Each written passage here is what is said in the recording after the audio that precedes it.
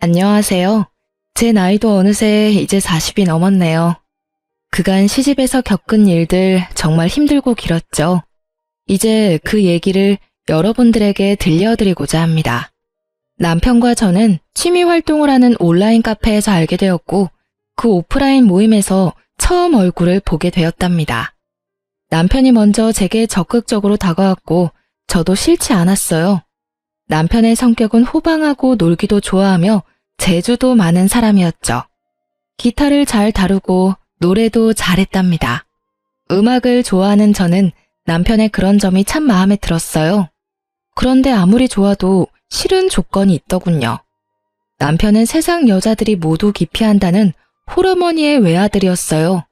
그것도 위로 누나가 셋이나 있는 사람이었죠. 누나들이 모두 잘나가는 커리어 우먼들이라지요. 시아버지는 남편이 중학교 때 돌아가셨다고 들었어요. 가정에 그다지 관심이 없는 분이었고 술과 담배 그리고 여흥을 좋아하셨던 분이라고 하더군요.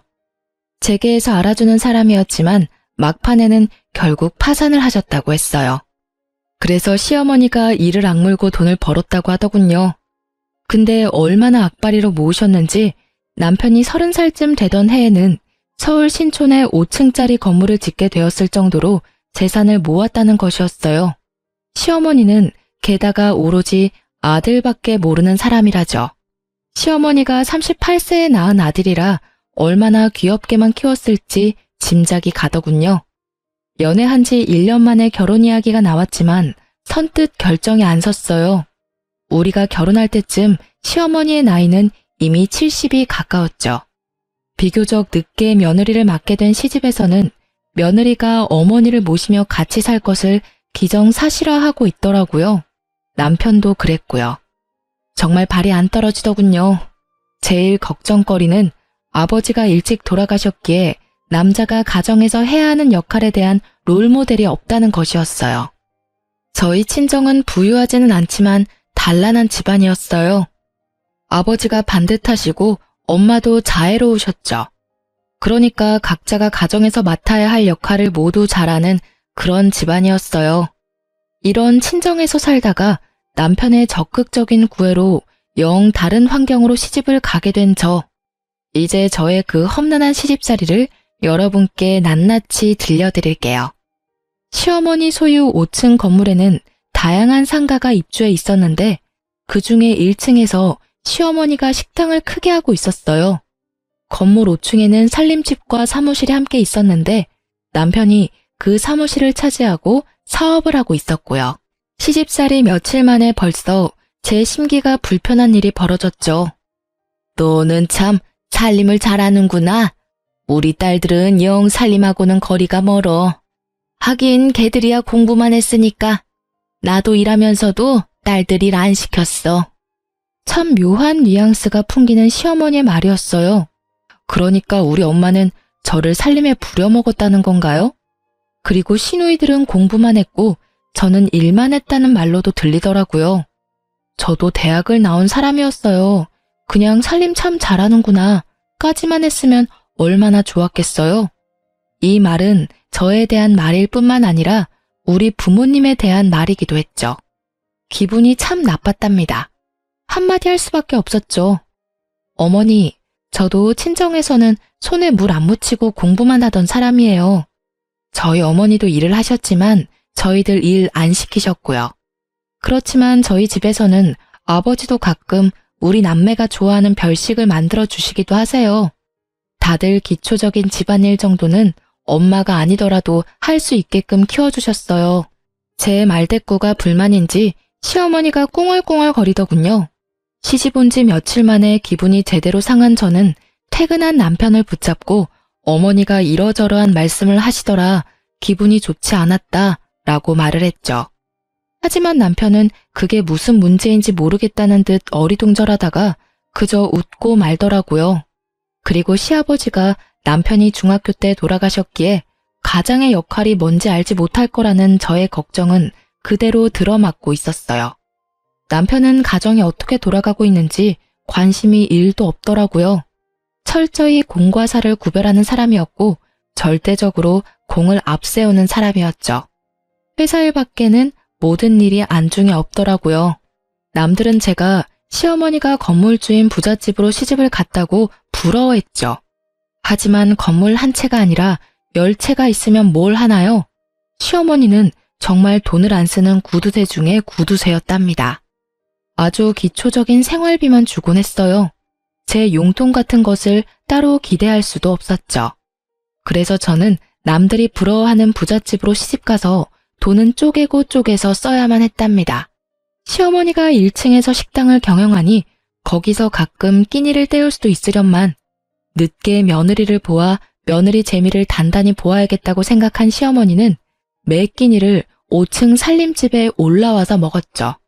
당연히 제가 그 세 끼를 모두 차려내야 했어요. 시어머니의 친정이 가까운 곳에 있기에 가끔 출타를 하시기도 하더군요. 저한테는 그런 날이 그렇게 반가울 수가 없었어요. 한 끼라도 밖에서 해결하고 오니 제가 신경 쓸 일이 줄어들잖아요.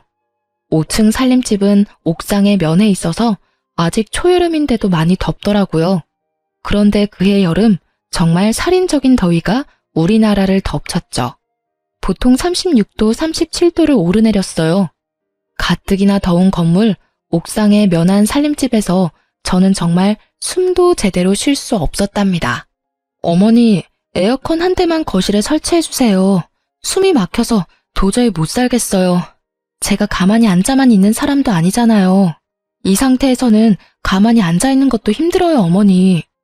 사실 남편은 자신의 사무실에서 시원한 에어컨 바람을 쐬면서 일을 하고 있었고 시어머니가 운영하는 1층 식당도 에어컨이 빵빵했답니다. 제가 정말 끼니 준비도 못할 정도로 힘들다고 하자 에어컨을 사주기는 하더군요. 그런데 제가 에어컨을 틀고 있을 때마다 10분 정도 지났다 싶으면 굳이 올라가서 끄는 것이었어요. 이러려면 에어컨을 왜 산 건지 알 수가 없더군요. 그런데 미국으로 유학을 갔던 막내 시누이가 방학이 되어서 잠시 한국에 오자 그 에어컨을 빵빵하게 틀더라니까요. 그리고 하루는 근처에 사는 둘째 시누이가 이런 트집을 잡았죠. 자네 우리 엄마 사육하는 거야? 먹을 것만 주면 되는 강아지인 줄 알아?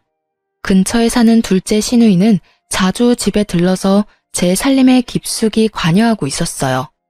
어느 날 제가 바깥에 볼 일이 좀 있어서 점심 반찬들을 식탁 위에 차려놓고 천으로 덮어놓은 다음에 외출을 했었죠. 밥만 덜고 국만 데우면 먹을 수 있도록 차려놓은 것이었어요. 둘째 시누이가 그것을 보더니 사육이니 뭐니 하는 따위에 말 같지도 않은 말을 내뱉더라고요. 형님, 어머님 식사하실 때 반드시 중전마마 수라상 지키는 상공처럼 꼭 누가 있어야 되는 건가요? 형님도 형님 시댁에서는 맏며느리라면서요. 그런데 분가에서 사시잖아요. 시집에 가서 일주일만 하루 세끼 꼬박 해드려 보세요. 그러고 나서 말씀하세요. 그렇게 시누이와 제가 말도 안 되는 일로 말다툼을 하게 되었답니다. 시누이가 손윗사람한테 버르장머리 없이 말대꾸를 했다고 어디서 배운 버릇이냐고 했고 시어머니도 옆에서 거들더군요. 제가 더 이상 말하기도 싫어서 제 방으로 들어가려고 했더니 굳이 제 팔을 잡아당겨 자기 앞에 세우려고 하더라고요. 뿌리치는 과정에서 제 손이 시누이의 팔을 살짝 쳐냈거든요. 그런데 그걸 가지고 제가 시누이를 때렸다나요? 아, 정말 10월드라는 게 이런 거였나요? 마음속에서 못 살겠다, 아니 안 살 거야 소리가 하루에도 몇 번씩 들리곤 했어요. 어느 날 살림집 바로 옆 사무실에서 일을 하고 있던 남편이 낮에 잠시 집으로 들어왔더라고요. 남편을 붙잡고 정식으로 말을 했죠. 누나를 드나들지 못하게 막아달라고요. 그리고 오더라도 남의 살림에 이래라 저래라 자꾸 참견을 하면 저는 더 이상 여기서 안 살겠다고 경고했어요. 그런데 도리어 남편은 제게 경고를 하더라고요. 뭐? 누나더러 집에 오지 말라고 하라고? 여기가 누나한테 왜 남의 집이야? 참나, 남의 살림이라고? 그리고 누나한테 들으니 당신이 누나를 때렸다면서? 손이 시누이를 때려? 어디서 배워먹은 버릇이야. 안 살고 싶으면 지금 당장이라도 나가. 살지 말라고. 그 순간 쨍그랑 소리가 들렸답니다. 유리가 바스라지는 소리였죠. 벽에 걸려있는 액자를 남편이 주먹으로 쳐서 깨트린 것이었어요. 집안에 관심이 요만큼도 없는 남편이었지만 자기 식구 욕하는 것은 참을 수가 없었던 모양이더군요. 그렇게 저와 남편 그리고 시누이 사이는 결코 가까워질 수 없는 사이가 되었죠. 거기다가 시어머니는 가까운 시장을 가든 먼 지방을 가든 저를 꼭 수행 비서처럼 데리고 다니길 좋아했어요. 제 일정도 있고 저도 밖에서 다른 약속도 잡을 수 있는 사람인데 결코 그런 배려 없이 바로 30분 전에 이야기하고서는 꼭 같이 가야 한다고 통보하는 것이었죠. 어머니, 저도 만날 사람도 있고 밖에서 봐야 할 일도 있어요. 적어도 이틀 전에는 어딜 가야 된다고 말씀을 좀 주세요. 그래야 저도 일정 조절을 하죠. 뭘 한다고 약속을 만들고 다니니? 우리 딸들이야 밖에서 일을 하고 있으니 그렇다 치자. 너는 집에만 들어앉아 있으면서 밖에서 할 일이 뭐가 있어? 뿐만 아니라 시어머니는 이미 결혼을 한 아들의 속옷까지 여전히 직접 챙기더군요. 아침에 출근을 할 때는 이거 입혀라 저거 입혀라 하면서 남편의 옷을 골라주는 일에까지 여전히 손을 떼지 않고 있었어요. 도무지 경우라는 것이 통하지 않는 곳이 제가 속한 시월드였죠. 도대체 세상에 하나밖에 없는 외며느리한테 이렇게 해서 나중에 무슨 대접을 받으려고 그러나 싶은 생각이 들었어요. 그리고 우리 친정에 대해서는 무시하는 태도로 일관하더군요. 시집간 첫 해, 첫 명절날 친정에 가져다 주라고 선물을 내미는데 남의 명함이 떡하니 붙어있는 보기에도 초라한 싸구려 인삼 상자였어요. 그러니까 남한테 받은 선물을 명함도 안 떼고 있다가 그걸 우리 친정집에 갖다 주라는 것이었죠. 그거 가지고 당신도 나가. 보기 싫으니까 가지고 꺼지라고. 남편에게 그 선물을 집어 던지면서 화풀이를 했어요. 한바탕 싸움이 됐죠. 남편은 도대체 그게 무슨 문제냐며 제게 따지더라고요. 더 이상 남편에게 말을 해봤자 제 입만 아플 것 같아서 그만두고 그 선물을 쓰레기통에 던져버렸죠. 친정에서는 여동생에게 과일 상자를 직접 들려서 보내셨더라고요. 여동생이 저와 한 해 차이로 결혼을 했는데 바로 아이가 들어서서 배가 많이 부른 상태였어요. 하지만 앉으라는 말 한마디, 차 한 잔 대접이 없더군요. 제가 알아서 한 상 거하게 차려 여동생을 대접해 보냈죠. 그리고 다음번 시누이가 왔을 때 차 한 잔도 과일 한 쪽도 내놓지 않았답니다. 알아서 찾아 끓여 먹던 깎아 먹던 신경 쓰지 않았죠. 그리고 시모와 시누는 정말 제가 싫어하는 얌체짓도 했죠. 친정엄마가 저 힘들다고 이것저것 해주신 밑반찬을 시모가 말도 없이 시누이한테 가져가라며 챙겨주더라고요. 정말 때려주고 싶도록 밉더군요. 엄마, 이제부터는 절대로 우리 집에 보낼 반찬 만들지 마. 시누이인지 뭔지가 다 가져다 먹는단 말이야. 엄마가 얼마나 없는 시간 내서 정성 들여 만든 건데 나 아깝고 분해 죽겠어. 친정엄마는 좀 더 많이 만들어 보내주시겠다고 했지만 제가 굳이 하지 말라고 했죠. 이혼이라는 단어가 머릿속에 왔다 갔다 하기 시작했어요. 물론 그렇게 된 데에는 남편의 태도도 한몫했답니다. 도대체 그 회사는 일은 안 하고 회식만 하는지 매일 회식을 핑계 삼아 술이 머리 꼭대기까지 차서 귀가하는 것이었어요. 귀가하는 시간도 밤 12시를 넘기는 것은 기본이고 심지어 술에 취해 건물 계단에서 자다가 관리인이 떠엎고 들어오는 일도 부지기수였답니다. 건물에 입주해 있는 상가 상인들이 남편에 대해서 알코올 중독자니 뭐니 하는 소리들을 입에 담고 있었죠. 그런데 남편에게는 그런 소리도 들리지 않는 것 같았죠. 정말 남보기에도 창피했어요. 그런 남편에게 정말 정식으로 제 입장을 이야기해야겠다고 생각하고 오늘은 제발 일찍 들어오라고 부탁했죠. 밤 10시에 귀가했더라고요. 이 시간이면 정말 남편으로서는 이른 귀가 시간이었답니다. 나 더 이상 못 살겠어. 나는 시어머니 모시려고 결혼한 것도 아니고 따로 살고 있는 시누이한테 살림 간섭 받을 이유도 없어.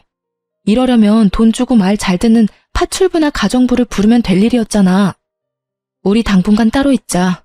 나 친정에 가 있을게. 당신은 결혼이라는 것의 의미도 모르고 가정에서 남자가 어때야 하는지도 전혀 모르는 것 같아. 그저 어머니만 떠넘겨놓고 결혼하기 전하고 전혀 다를 바 없이 사는 게 당신한텐 결혼 생활이야? 돌아가신 아버님 걸으신 길 당신이 똑같이 걷지 마. 그리고 저는 필요한 짐들을 챙겨서 친정으로 가버렸답니다. 친정으로 간 지 열흘이 됐는데도 새끼를 꼬박 부려먹던 시어머니가 굶어 돌아가셨다는 소식은 들리지 않더군요. 그리고 수행비서가 없이도 잘도 돌아다니는 것 같았어요. 친정에서 간 지 12일째 되는 날 남편이 찾아왔더군요. 저는 제 입장을 조금 더 구체적으로 정리해서 말했죠. 분명히 말했지만 이대로는 안 살아. 이혼하든가 아니면 분가해. 둘 중에 하나 선택은 자기 자유야. 분가하면 당연히 집은 시집에서 해줘야 하는 거고 알아서 판단하고 연락 줘. 며칠 후에 남편이 다시 저를 찾아왔더군요. 거참 어쨌든 돈은 많은 집안인가 봐요. 지금 있는 건물에서 차로 약 1시간 정도 떨어진 곳에 시어머니가 사놓은 아파트 한 채가 있다는 것이었어요. 그 아파트를 전세를 주었는데 나갈 때가 되었으니 거기로 살림을 나자는 것이었죠. 웬일인가 싶더라고요. 어쨌든 이사를 했답니다. 저는 이제 간섭받지 않고 제 맘대로 집을 꾸밀 수도 있고 내가 먹고 싶고 남편에게 먹이고 싶은 것도 맘대로 먹일 수 있게 된 것이었어요. 정말이지 날아갈 것 같더군요. 친구들을 불러서 간소하게 집들이도 했죠. 그런데 정말 의외로 시누이가 이사 비용이라면서 봉투를 하나 내밀더군요. 그렇지만 열어보고 정말 화가 나지 않을 수 없었어요. 돈도 잘 번다는 사람이 준 봉투에 달랑 5만 원이 들어있었답니다. 누가 이사 비용 달라고 했나요? 차라리 주질 말던가요. 박박 찢어버리고 싶더라고요. 그리고 어느 날 정말 상식적으로 이해가 가지 않는 일이 또 생겼답니다. 시어머니의 새끼 밥을 다 해서 남편 출근길에 도시락으로 싸서 보내라는 것이었어요. 길을 막고 물어봐. 분가한 며느리가 시어머니 새끼 도시락을 싸서 보내는 게 경우에 맞는지 말이야. 그리고 어머니 연로하셨다곤 하지만 건강하게 일하고 계시잖아. 나 없을 때는 도대체 어떻게 먹고 살았어? 자기가 밥 해먹고 살았을 리도 없고 어머니가 식사 정도는 해결하셨을 거 아니야. 그리고 식당을 하시니 웬만한 건 거기서 해결하실 수도 있잖아. 나는 그렇게는 못하니까 가서 싫다고 전해드려. 시누이들한테 전화가 돌아가면서 오기 시작하더라고요. 도시락 싸서 보내라고요. 그렇게 어머니 끼니까지 걱정이 되면 형님들이 알아서 어머니 모시고 살라 했어요. 그리고 다음부터는 시누이들에게 전화가 오면 그냥 끊어버리고 말았죠. 그쯤에 저한테 이상한 증상이 나타나기 시작했어요. 시집까지 차로 딱 1시간 거리인데 갔다 오면 마치 부산 정도 거리에 갔다 온 것처럼 피곤하고 머리가 깨지는 것 같이 아팠답니다. 뇌파 검사를 비롯해서 별별 검사를 다 받아보았지만 뇌 쪽에는 이상이 없다는 것이었어요. 그런데도 두통이 한번 시작되면 견딜 수가 없이 아팠죠. 그리고 살이 정신없이 빠지기 시작하더라고요. 친정엄마가 보약을 지어오기도 하셨어요. 그런데 10번째쯤 뇌검사를 받기 위해서 갔던 곳에서 갑상선에 문제가 있을 것이라고 진단을 하더군요. 검사를 해보니 아니나 다를까 갑상선 기능 항진증이라고 하는 것이었어요. 모든 신진대사가 보통 사람보다 너무 원활하게 이루어진다는 것이었죠. 그러니까 조금만 움직여도 피곤하고 살도 빠진다는 것이었어요.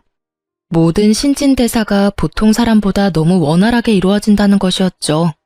그러니까 조금만 움직여도 피곤하고 살도 빠진다는 것이었어요. 이런 와중에 시집에서는 이제 분가까지 시켜주었으니 빨리 손주를 보여달라고 성화를 하기 시작했어요. 외아들이니 아들을 낳아야 한다나요? 그런데 갑상선 약을 먹으면서 임신을 한다는 것이 정말 찜찜하고 의사도 권하지 않는 일이었어요. 산모에게는 신부전도 나타나고 또 태아에게는 발육부진, 조산, 사산의 위험도 크다고 하더군요. 에휴, 내 친구들이 나 들으라고 하는 소리인지 손주 자랑들을 해대는데 이건 뭐 며느리가 비실거리니 손주를 볼 수가 있어야 말이지. 아이고 내 팔자야. 늦게 본 아들이라 손주 좀 빨리 보고 싶어서 분가를 시켰는데 뭐? 무슨 병이라고? 어머니, 엄마가 마음도 몸도 건강해야 태아도 건강한 거죠. 엄마의 몸 상태나 마음 상태가 이런데 어떻게 당장 아이를 갖겠어요? 조금만 기다려 주세요. 하지만 제가 아프고 싶어서 아픈 것도 아니고 산모나 태아에게 그렇게 위험하다잖아요. 그래서 피임을 하고 약 1년을 치료를 받고는 이제는 임신도 생각해보라는 의사의 진단을 받게 되었답니다.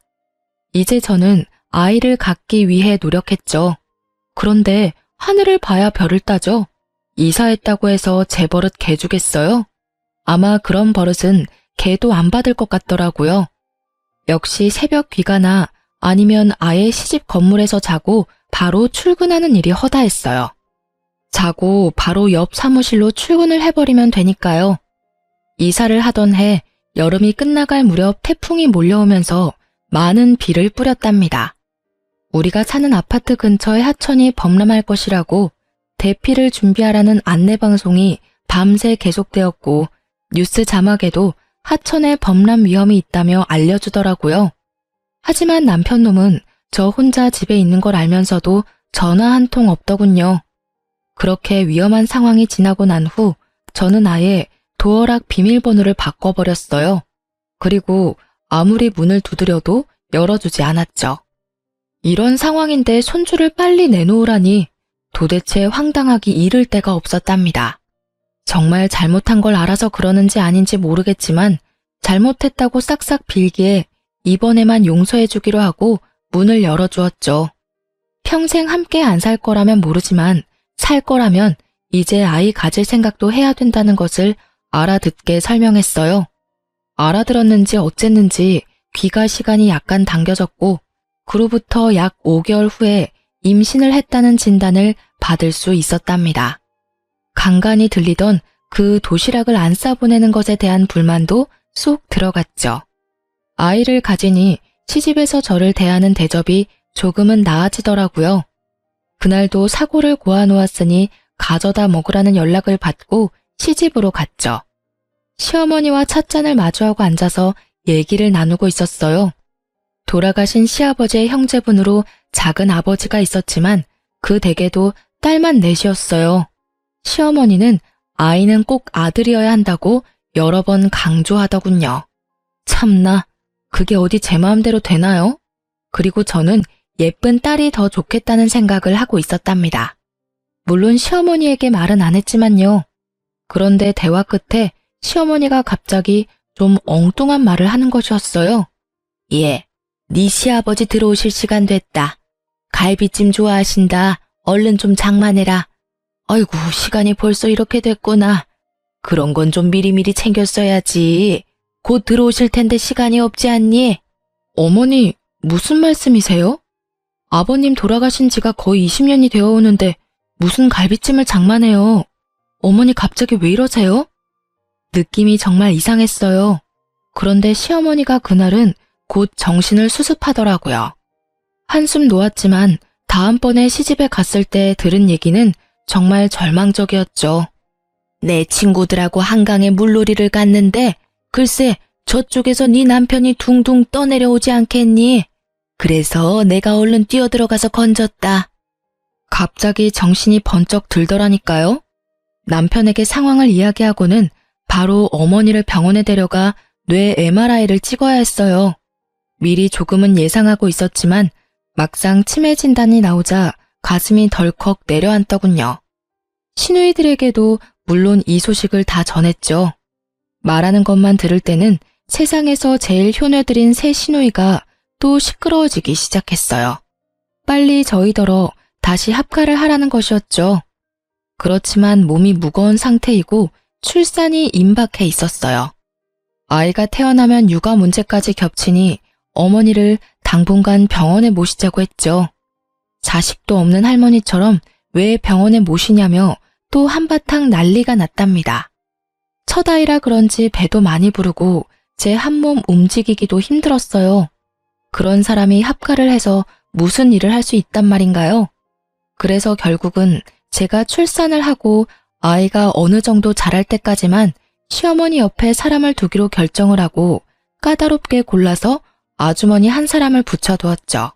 첫 아이라서 어느 정도 난산을 겪었지만 아이는 건강하게 태어났고 아들이었어요. 아이가 돌이 될 때까지 제 품에서 떼어놓지 않고 키웠죠. 시어머니의 증세는 정말 빠르게 악화되고 있었어요. 딸들 셋을 알아보시기는 했지만 누가 맏인지 누가 막내인지 헷갈리는 것 같았죠. 남편만 정확히 알아보았답니다. 저더러는 웬 아줌마가 우리 집에 와서 뭘 훔쳐가려고 한다고 소리소리 지르는 바람에 소동이 벌어지기도 했었어요.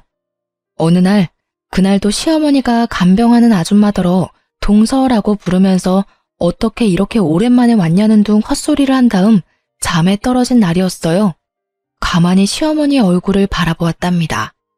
50대 초반에 혼자가 되어서 오로지 자식들만 보고 돈을 버는데 인생을 바친 사람이었죠. 같은 여자의 입장으로 볼 때 정말 안 된 사람이었어요. 그리고 이제는 누가 보기에도 살만하고 며느리의 손자까지 보았는데 그만 치매에 걸린 거잖아요. 시집와서 단 한순간도 저에게 살가운 적이 없었던 시어머니였지만요. 그런데 그날은 시어머니에 대한 동정심으로 마음이 정말 착잡했답니다. 집에 와서 곰곰이 생각을 해보았죠. 시누이들은 지금도 남편더러 빨리 합가해서 저에게 간병을 맞지 않는다고 궁시렁거리고 때로는 노골적으로 불만을 표하곤 했죠. 시어머니를 아무래도 내가 돌봐야겠다 생각이 들다가도 마치 시누이를 시키는 대로 하는 것 같이 비치는 게 너무 싫었어요.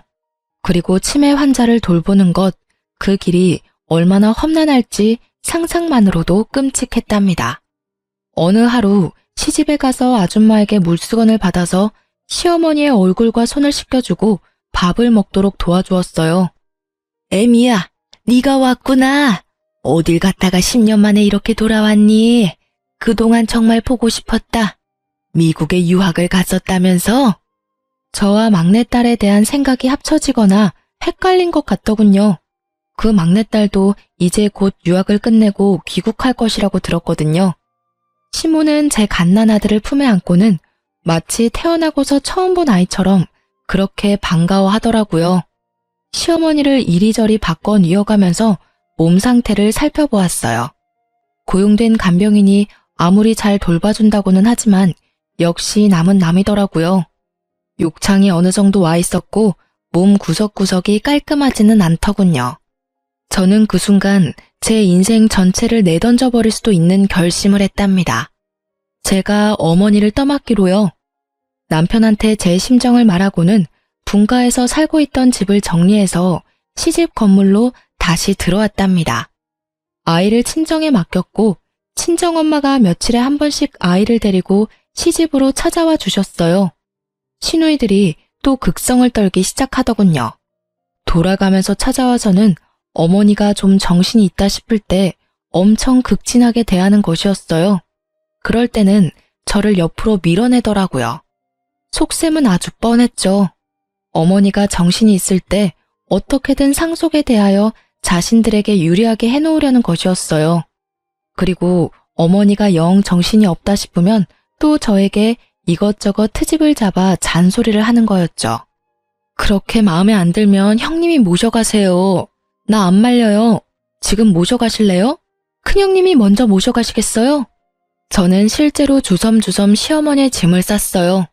큰 시누이가 와서 하도 이건 이래라 저건 저래라 잔소리를 하기에 한번 해본 짓이었답니다. 큰 시누이가 예상대로 자신은 밖에서 일을 하는 사람이라 간병이 절대 불가능하다며 손사래를 치는 것이었죠. 돈 잘 버니 모셔다가 간병인이라도 붙여놓고 저한테 하듯 감시 감독을 하면 되지 않겠느냐고 했어요. 슬그머니 내빼더군요.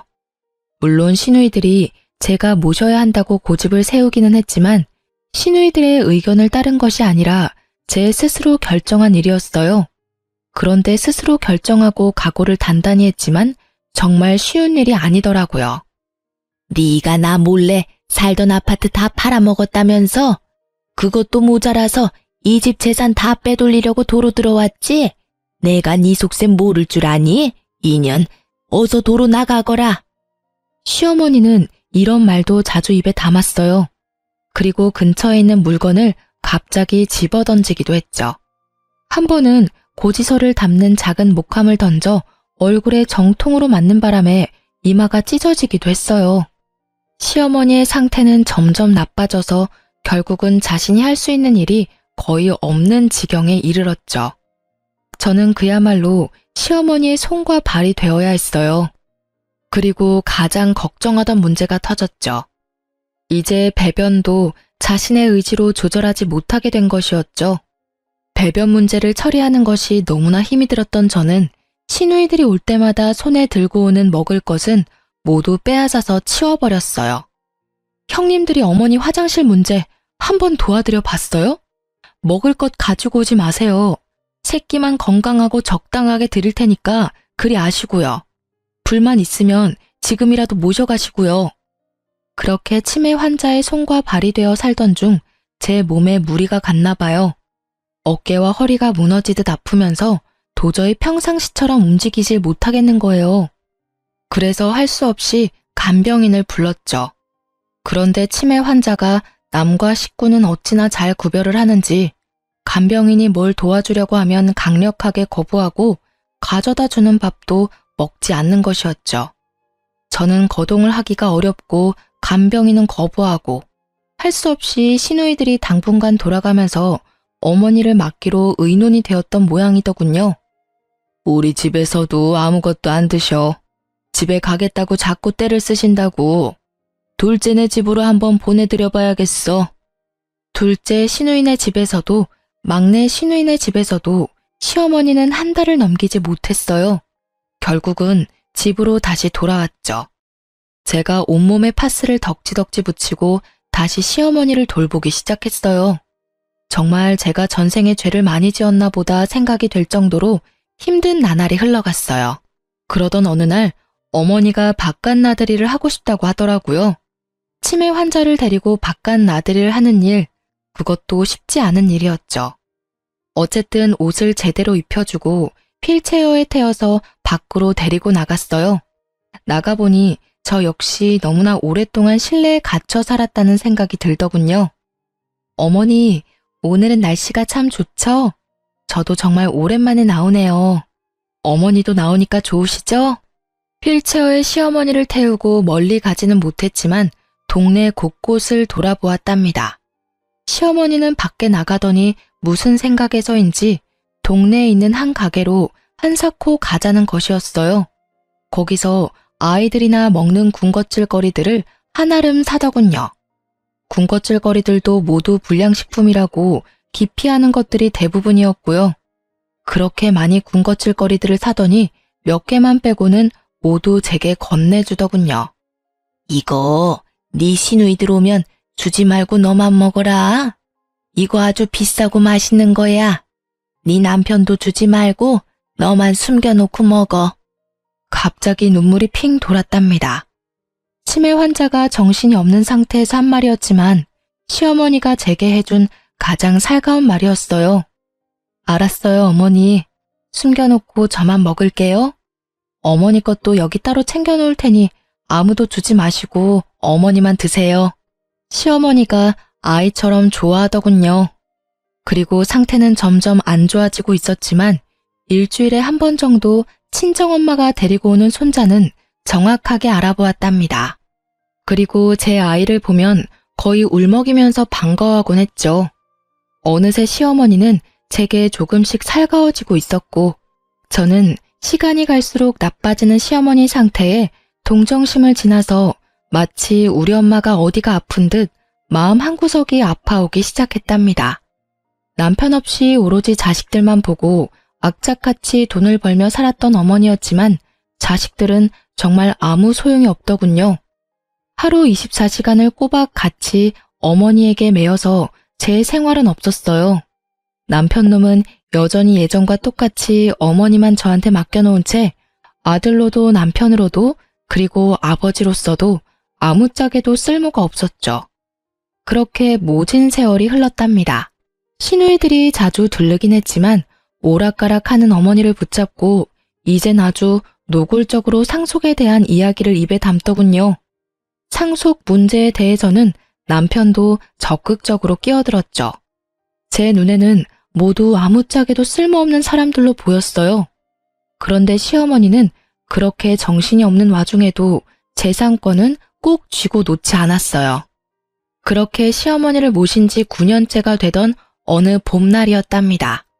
시어머니가 갑자기 밖으로 봄놀이를 가자는 것이었어요. 그러면서 옷을 까다롭게 고르기 시작하더라고요. 몇 번을 입었다 벗었다 하면서 마음에 드는 고운 옷을 찾아내어 입혀달라더군요. 어디로 가고 싶은지를 물었더니 시아버지 산소에 가자는 것이었어요. 시아버지의 산소는 서울 근교의 공원 묘지에 있었거든요.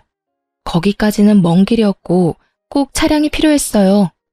남편더러 운전을 해달라고 했더니 회사 일 때문에 시간이 없다면서 차 키만 던져주더군요. 애미야, 네 시아버지가 외로우시단다. 내가 가서 좀 놀아드려야겠다.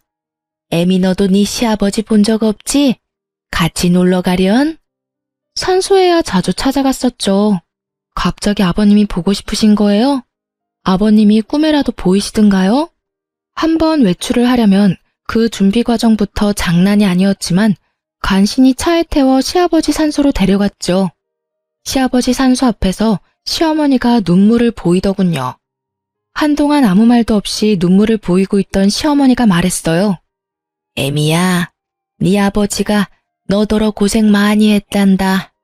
그래서 이젠 당신이 나를 돌봐주겠대.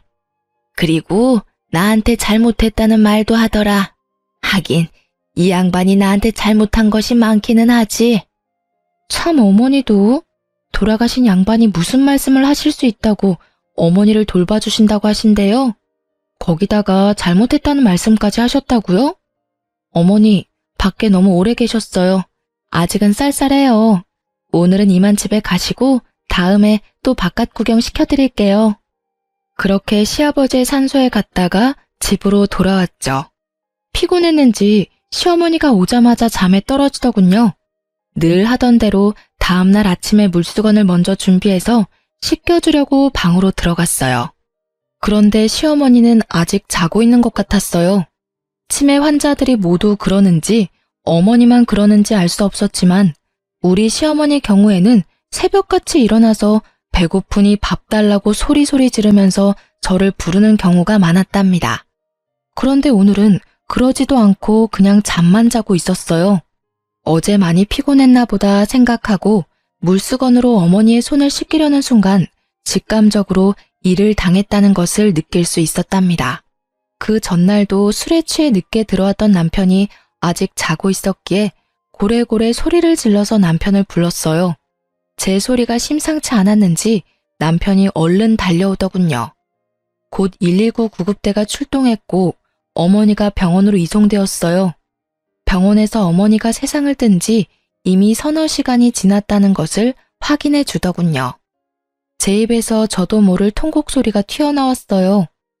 내가 어머니 모시기가 너무 힘들어서 빨리 돌아가시라고 마음속으로 빌기도 많이 빌었어요. 죄송해요, 정말. 제가 잘못했어요. 제가 잘못했다고요, 어머니. 시누이들도 곧 병원으로 몰려들었고 사흘간의 작별의식이 끝난 다음 시아버지 산소에 합장시켜 주었답니다.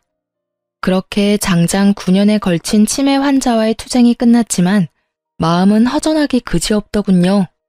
비록 정신이 있을 때나 없을 때나 저한테 모진 말을 퍼붓기도 한 미운 시어머니였지만 빈자리가 왜 이리 큰지요. 며칠을 그렇게 허망한 상태에서 지내던 어느 날 시댁 작은아버지가 웬 신사 하나와 같이 집에 들어서더군요.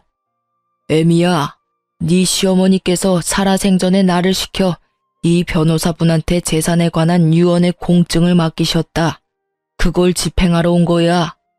그 변호사분이 공개하는 어머니의 유언은 정말 의외의 것이었어요. 건물과 우리가 살던 아파트, 그리고 서울에 있던 땅까지 모두 저에게 상속한다는 내용이었죠. 정말 놀랄 수밖에 없었습니다. 유언을 공개하는 자리에 같이 동석했던 시누이들과 남편의 입에서 비명 소리가 터져나오고 집안은 그야말로 세계 2차 대전쯤 되는 전쟁터가 되었죠. 저도 시누이들도 그리고 남편도 모두 놀라고 있었어요. 남편과 시누이들은 당연히 유류분을 걸고 넘어지면서 자신들이 챙길 것을 챙겼지만 그 많은 재산 가운데 절반은 결국 제 것이 되었습니다. 작은 아버님 말에 따르면 그래도 어머니가 정신이 있을 때 연락을 취해서 이렇게 조치해달라고 했고 작은 아버님은 부탁받은 그대로 행했다는 것이었죠. 친정엄마가 몇 년 전에 하신 말씀이 문득 기억나더군요. 그날도 어머니를 챙기는 것이 너무나 힘이 들어서 아이를 데리고 오신 친정엄마에게 하소연을 하면서 울던 중이었어요. 얘야, 선한 끝은 꼭 있는 법이다. 그리고 사람은 누구나 자신의 짐 하나씩은 꼭 짊어지고 가는 거야. 피하려고 하지 말아라. 그래야 선한 끝을 볼 수 있는 거야. 이 말씀이 갑자기 생각나더라고요. 임신을 한 상태에서 시어머니의 병구안을 시작했었죠. 떠나고 나니 왜 그렇게 못해준 것만 생각이 나는지요. 그렇게 이를 갈고 치를 떨면서 보낸 세월이었지만 사람에 대한 그리움이라는 것이 참 묘한 것이더군요. 이제 남편과의 사이에 남은 일이 있었죠. 이혼 절차를 진행하려고 준비를 했답니다. 남편 놈이 죽어도 이혼은 못하겠다고 버티더군요. 아마도 제게 돌아온 어머니의 재산 중 절반에 대해서 관심이 동했겠죠. 어머니 살아생전에 어머니에 대해서 정말 관심이나 있었어? 어머니에 대한 관심은 없고 오로지 재산에만 관심이 있었겠지. 그렇게 똑똑하다는 사람들이 어떻게 사람과 사람과의 관계가 그렇게 단순한 것이 아니라는 걸 몰라? 부모든 남이든 자기한테 유리한 것만 취하려는 것이 인간관계야? 당신하고 당신 누나들은 가족이라는 가까운 사람들 사이에서도 애정이라는 것이 무엇인지를 모르는 사람들이야. 나는 당신이 우리 아이에게조차도 진실한 애정을 가질 수 없는 사람이라고 생각해. 사람들이 쉽게 말하기를 아이를 봐서라도 이혼하지 말라고 하지. 그렇지만 나는 오히려 아이를 위해서 당신과 갈라서려는 거야. 사람에 대해서 진실한 애정을 가져보기를 바래. 결국은 남편이 동의하지 않아 이혼 문제는 소송으로 넘어갔죠. 저는 남편이 그간 어떻게 생활해 왔는지에 대해서 건물에 입주해 있는 상인들과 동네 주민들로부터 차근차근 증언을 모았답니다. 그리고 어머니가 치매에 걸려 9년을 누워있는 동안에도 그런 생활 습관을 버리지 못했다는 것을 자세히 설명했어요. 일말의 양심은 있는지 부인하지는 못하더군요. 결국 이혼 소송에서 제가 이겼고 이제야말로 제 인생이 처음 길을 잘못 들었던 그 지점으로 다시 돌아간 것 같았답니다. 이제 제게 남은 것은 아이를 잘 키우는 일이겠죠. 친정에서 키우려고 해요. 가정 안에서 각자 자신의 역할을 해내는 사람들의 진솔한 삶을 보여주고 싶기 때문이었죠. 아이는 지금까지는 잘 자라주고 있답니다. 제 삶의 이유이자 희망이 된 아이. 부디 장차 제 며느리에게는 아이의 아버지의 그 전처를 밟게 할 수 없다는 어찌 보면 소박한 생각으로 키우고 있어요. 그래서 우리 아들에게 시집 오는 며느리는 세상에서 제일 행복한 여자가 되어주길 바랄 뿐이랍니다. 이렇게 제 인생은 또 선한 끝을 향해서 갑니다. 결혼하고 나서부터 지금까지 제 험난한 시집살이에 대해서 말씀드렸어요. 긴 글 읽어주셔서 감사합니다.